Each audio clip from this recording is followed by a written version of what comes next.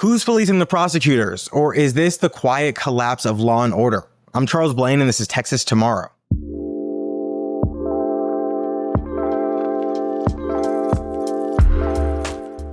What happens when the people who we task with enforcing the law stop believing in the law altogether? That's the quiet crisis hitting Texas counties right now, and counties across the nation, frankly, and most voters don't even know about it. And for those who do and do care about it, well, their opinions are simply ignored or they just don't matter, at least in a lot of major urban counties. So in cities across the state, local DAs are declining to prosecute things like theft under $750, resisting arrest, repeat misdemeanors, minor drug possession.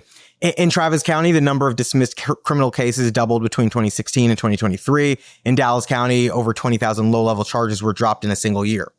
Now, in my opinion, there's nothing wrong with it at its core, but rather it's the mechanism being deployed.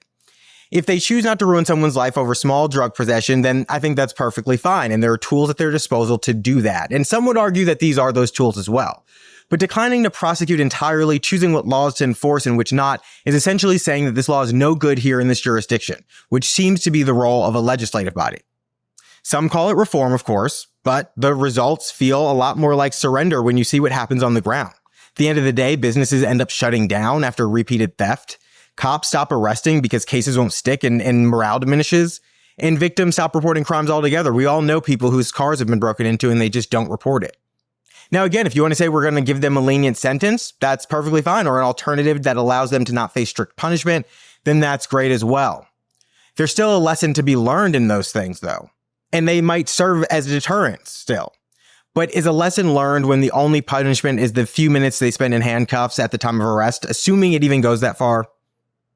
I don't know that that's enough of a deterrent to prevent them from continuing to do the crime that they were arrested for to begin with. At the end of the day, public safety isn't just about the patrols, although that's what we talk about a lot, but it's about prosecution. It's about the crime lab. It's about the judiciary that's involved. And of course, it's about the public. And when any one of those just simply chooses to wipe their hands of their role, we have problems on our hands. And specifically, when the DAs use their discretion to ignore entire categories of crime, public trust unravels. These are elected officials at the end of the day. They can be voted out, or they can be voted in with better values that align with the communities they're supposed to serve. So here's the move. Know your DA, look at the prosecution rates, ask hard questions, and vote accordingly. Because justice that isn't enforced isn't justice at all. Thanks for tuning in to this week's episode of Texas Tomorrow. Please like, share, comment, and let us know what's going on in your neighborhood. We'd love to talk about it.